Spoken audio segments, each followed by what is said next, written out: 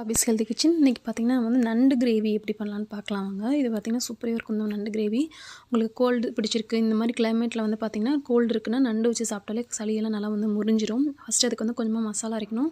அதுக்கு வந்து ஒரு மிக்ஸி ஜாரில் ஒரு அரை மூடி அளவுக்கு தேங்காய் சேர்த்துக்கிறேன். உங்களுக்கு மசாலா எவ்வளோ தேவையோ அதுக்கேற்ற மாதிரி நீங்கள் வந்து சேர்த்துக்கலாம். மசாலாவே வந்து அவ்வளோ டேஸ்ட்டாக இருக்கும். அரை மூடி தேங்காய் வந்து கட் பண்ணி சேர்த்துட்டு அதில் ஒரு ஸ்பூன் அளவுக்கு சீரகம், அதுக்கப்புறம் அரை ஸ்பூன் அளவுக்கு மிளகு சேர்த்துக்கோங்க. ஒரு ஸ்பூன் அளவுக்கு சோம்பு, இது மூணுமே சேர்த்துட்டு சின்ன வெங்காயம் வந்து ஒரு 4-5 சின்ன வெங்காயம், அதுக்கப்புறம் பார்த்திங்கன்னா ஒரு 5-6 பல் பூண்டு வந்து சேர்த்துக்கணும். மிளகு ஒரு ஸ்பூன் சேர்த்துக்கோங்க. சின்ன வெங்காயமும் பூண்டும் இந்த அளவுக்கு சேர்த்தா போதும். இதை சேர்த்து நல்லா வந்து நைஸாக அரைச்சி வச்சுக்கலாம். அதுக்கப்புறம் கடாயை வச்சுட்டு எண்ணெய் ஊற்றிக்கோங்க. நல்லெண்ணெய் தான் சேர்க்கணும், அப்போ தான் டேஸ்ட் நல்லாயிருக்கும். அரை ஸ்பூன் அளவுக்கு சோம்பு சேர்த்துட்டு சோம்பு நல்லா பொரிஞ்சதுக்கப்புறமா சின்ன வெங்காயம் பார்த்திங்கன்னா நல்லா ஒரு கப் அளவுக்கு நல்லா நைஸாக இன்றைக்கி சேர்த்துருக்கேன். பூண்டு பார்த்திங்கன்னா ஒரு 10-20 பல் வந்து பூண்டு சேர்த்துருக்கேன். நம்ம அரைக்கிறதுக்கும் சேர்த்துக்கும் டேஸ்ட் வந்து சூப்பராக இருக்கும். இது தொக்கு மாதிரி நல்லாயிருக்கும் உங்களுக்கு. இது நல்லா வணங்கட்டும். இது வணங்குறதுக்கு கொஞ்சமாக உப்பு சேர்த்துக்கலாம். இந்த வெங்காயம் வந்து பார்த்திங்கன்னா நல்லா கண்ணாடி மாதிரி நல்லா வணங்கணும், அப்போ தான் வந்து டேஸ்ட் நல்லாயிருக்கும். உங்களுக்கு கிரேவி வந்து நல்லாயிருக்கும். உப்பு சேர்த்துக்கலாம். நான் வந்து எப்பவுமே கல் உப்பு தான் சேர்ப்பேன். ஒரு ஸ்பூன் அளவுக்கு உப்பு சேர்த்துக்கிட்டேன். சேர்த்து நல்லா வந்து வணக்கி விட்டுக்கலாம். வெங்காயம் நல்லா வணங்கினதுக்கப்புறமா ஒரே ஒரு தக்காளி வந்து நறுக்கிட்டு சேர்த்துருக்கேன். தக்காளி நல்லா மசிஞ்சு அளவுக்கு நல்லா வந்து வணக்கிக்கோங்க.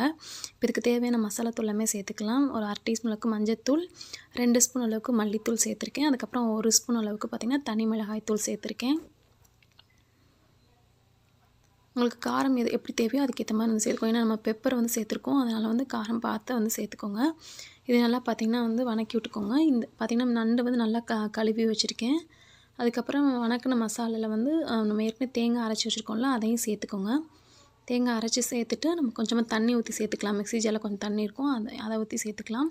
அதுக்கப்புறம் பார்த்திங்கன்னா புளி தண்ணி வந்து சேர்க்கணும் இதுக்கு. ஏன்னா நண்டில் வந்து ஒரு கவிச்சி வாசனை இருக்கும், அதனால் புளி தண்ணி கண்டிப்பாக வந்து சேர்க்கணும்.